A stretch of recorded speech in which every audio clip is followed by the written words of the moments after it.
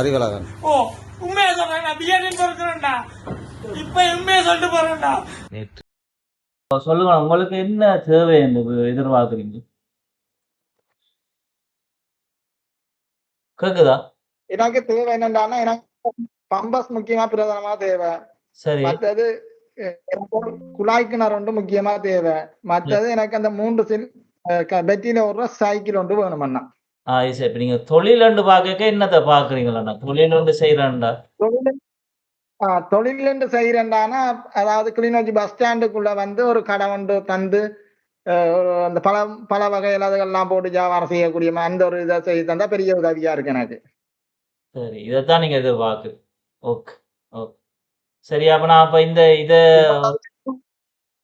இத நான் அப்ப அவங்களுக்கு அனுப்புறேன். நம்பரையும் குடுக்குறேன்.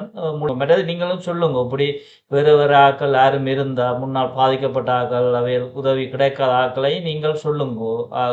வார ஆட்களுக்கும் சொல்லுங்க. இவைகளுக்கு உதவி இப்ப வேறு ஆட்கள் வேறு வேறு விதமா உங்களுக்கும் உதவி கிடைச்ச பிறகு நீங்க அவைகளையும் இனங்காட்டி விடுங்க. உங்களுக்கு தெரிஞ்சா. சரி அண்ணா. சரி அண்ணா.